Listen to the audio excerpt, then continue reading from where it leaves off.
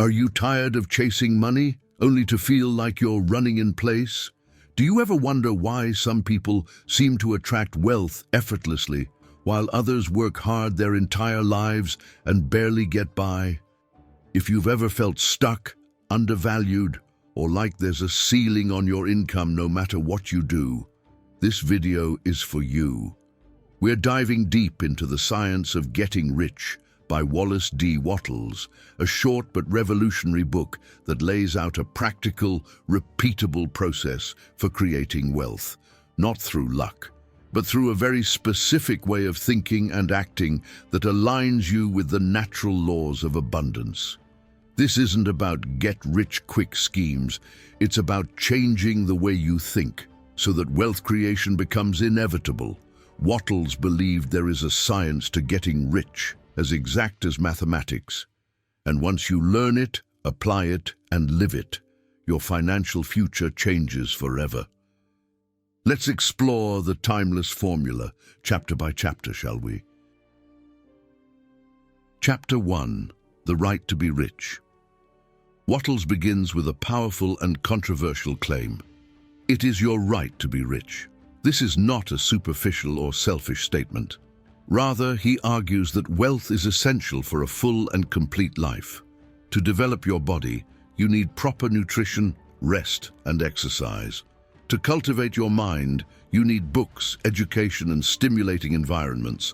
And to nourish your soul, you need beauty, travel, art, and time for spiritual reflection. All of these things require money. Poverty, Wattles says, is not virtuous. It restricts a person's ability to grow, to serve, and to contribute meaningfully to society. By becoming rich, you are not taking from others but enabling yourself to give more. This wealth is not about hoarding riches or indulging in luxury, but about empowering your highest potential. The desire for wealth is natural, even divine. It's the urge for more life, more expression, and more impact. This first chapter reorients our moral compass. Wanting to be rich is not wrong, it's necessary. Chapter 2. There is a science of getting rich. Wattles asserts that getting rich is governed by laws just as exact as those of arithmetic or gravity. Wealth creation is not mysterious or random. It's a systematic process that can be learned and applied by anyone, regardless of background. This is the cornerstone of the book. There is a science to getting rich. People do not become wealthy merely by talent, luck, or hard work. Some very intelligent and hardworking people remain poor because they do not act in a certain way. Conversely, others with fewer talents and advantages become rich because they do. This certain way involves thought, belief, gratitude, and action, all working together to bring you into harmony with the laws of abundance. This chapter is critical because it destroys the illusion that wealth is reserved for the few. It empowers the reader with the belief that by learning and applying the right principles, they too can achieve financial success. Wealth is not reserved for the privileged. It is available to all who learn and apply this science. Chapter 3. Is opportunity monopolized? This chapter addresses a widespread myth that opportunity is monopolized by the elite and that most people are blocked by circumstances. Wattles strongly disagrees. He says that the universe is abundant and opportunity is limitless. The idea that wealth is hoarded by a select few is simply not true, even if you're born into poverty. Face systemic barriers, or have no connections, you can still become rich if you think and act in a certain way. Wattles acknowledges that some people do have advantages, but he insists that these do not prevent others from succeeding. The supply of wealth is not finite. One person's gain is not another's loss. The universe is constantly expanding, and new wealth is being created all the time. This chapter is meant to eliminate excuses. It affirms that you do not need to move to a new place, start life over, or rely on others to give you a break. The path to wealth begins where you are, with what you have, and grows as you align with the creative process. Chapter 4. The first principle in the science of getting rich. Wattles now introduces the concept of the formless substance, or the universal creative energy that permeates all things. According to him, this formless substance responds to thought. When you think clearly and consistently about a specific thing you desire, you impress that thought upon the substance, which begins to take shape in the material world. This is not just wishful thinking. It requires clarity, focus, and a deep sense of purpose. You must form a clear mental image of what you want, and hold that image continuously with faith that it will come to pass. Your thoughts must be aligned with your purpose, and you must genuinely expect the manifestation to occur. This chapter lays the metaphysical groundwork for the rest of the book. It teaches that thought is the first step in the creative process, and that our mental images shape our reality. To think successfully, you must resist distractions, doubts, and negative influences, and stay focused on your vision. Chapter 5. Increasing Life. Wattles explains that the desire for wealth is ultimately the desire for a fuller, more expansive life. The universe itself is constantly expanding, and everything in nature seeks to express more of itself. Therefore, when you strive to become rich, you are aligning with the very nature of life itself. According to Wattles, everything you do should be done with the intention of advancing life, not just your own, but the lives of others. The things you want, more comfort, better experiences, greater influence, are all part of life's natural evolution. It is not only acceptable, but essential that your pursuit of wealth contributes to the expansion of others as well. He warns that wealth gained through manipulation or harm to others is not aligned with the creative process and will ultimately lead to loss and stagnation. True riches come from actions that promote growth and increase. Your success must be rooted in the idea of life becoming more for everyone it touches, your clients, employees, community, and beyond. This principle ensures that your efforts are sustainable and supported by universal forces. Chapter 6. How Riches Come to You. Riches do not come from luck or through competition, but through creation.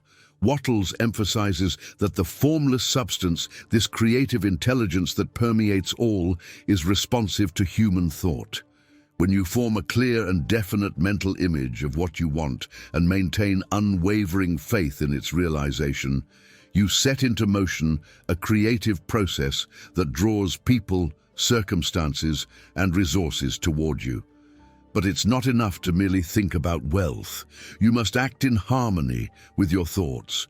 You have to do everything you can with what you currently have. You begin by using your present environment to its fullest, without waiting for better circumstances. The universe responds when you are already in motion. Furthermore, Wattles advises against worrying about how exactly your desires will manifest. The how is not your responsibility. Your task is to think clearly and act efficiently. The details of execution will unfold through the creative power of the universe. Trusting in this unseen process is crucial. It allows your energy to remain focused on what you want, instead of dissipating in anxiety or impatience. Chapter 7. Gratitude. Gratitude plays a pivotal role in the science of getting rich. Wattles says that a grateful mind is constantly in touch with the source of all creation, the formless substance, and keeps your thoughts aligned with abundance rather than scarcity. When you express sincere gratitude for what you already have, you strengthen your connection to this creative force. Moreover, by feeling thankful in advance for the things you desire, you reinforce the belief that they are already on their way. This state of gratitude dissolves doubt and fear, which are two of the biggest disruptors of the creative process.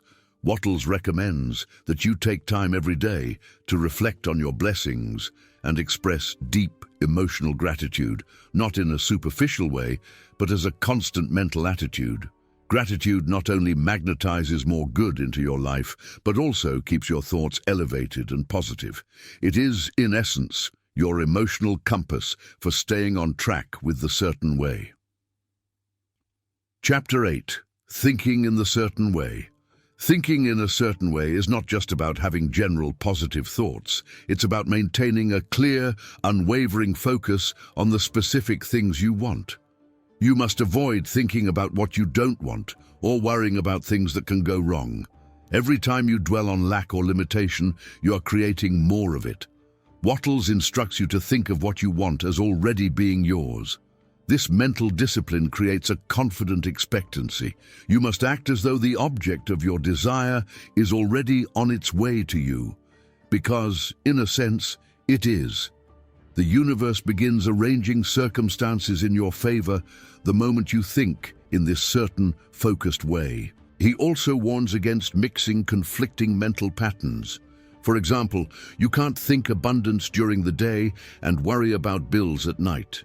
That creates confusion and blocks the flow of riches. Every thought must be in alignment with your vision. This mental consistency is what makes the science work. Chapter 9. How to use the will. Wattles describes the will as your tool to keep your thoughts aligned with your vision. You should not use your will to control or influence other people. That's not your role, and doing so disrupts the creative process. Instead, use your willpower to hold your mind steady, especially when external circumstances tempt you to doubt. This chapter reinforces that you are the master of your own mental state. If you can maintain faith, focus, and a sense of purpose in your thoughts, then your desires will inevitably begin to take form. The creative energy of the universe responds not to half-hearted daydreams, but to firm convictions held with discipline. When worry creeps in or results seem slow, that's when the will becomes most important. Wattles encourages you to never let the visible facts of the world get you off course. Even if your bank account is low or opportunities seem scarce, you must continue to think in the certain way, using your will to stay centered on abundance. Chapter 10. Further use of the will. In this continuation, Wattles emphasizes that applying your will means resisting the temptation to dwell on poverty, misfortune, or injustice, whether it's your own or someone else's. Even when you feel sympathy for others, you must not mentally focus on their lack. Instead, you should envision better conditions for them and hold the thought of abundance for all. This chapter is a subtle but important refinement. Don't let your empathy turn into mental fixation on problems. Use your will to focus on constructive, creative solutions. See people not as victims, but as individuals capable of growth, prosperity, and success, just like you. Wattles also repeats the importance of never attempting to impose your will on others. Every person must create their own reality through their own thought. Your success does not depend on controlling people or external conditions. It depends only on your ability to control your inner world. Chapter 11. Acting in the certain way. Having the right thoughts is essential, but without action, those thoughts are powerless. Wattles says you must act now, where you are, with what you have. Do not wait for a perfect plan or ideal circumstances. Success comes from doing today's work in the best possible way. You are always either moving toward or away from your vision. There is no neutral ground. Therefore, every action should be purposeful and in alignment with your goals. And it must be done efficiently, not in haste, but with precision and quality. Wattles stresses that you do not need to know every step in advance. As you continue acting in the certain way, new opportunities and insights will appear, often from unexpected places. It's your responsibility to be ready and willing to move when they do. Thought sets the direction, action sets the wheels in motion. Chapter 12. Efficient action. It's not about doing more things. It's about doing important things well. Wattles teaches that efficient action is the bridge between desire and manifestation. Each task, no matter how small, must be performed with care, purpose, and energy. Even a mundane chore can be infused with excellence if it is connected to your vision. This chapter is about focus and presence. When you are scattered or careless, you break the creative flow. But when you are fully present and perform each act with intention, you increase your power. Wattles also warns against rushing. Haste is fear in disguise, fear that the opportunity will pass you by, but when you trust in abundance, you move with calm and certainty. Chapter 13. Getting into the right business. Wattles assures readers that it is possible to become rich in any business or profession, as long as it is not inherently harmful or exploitative.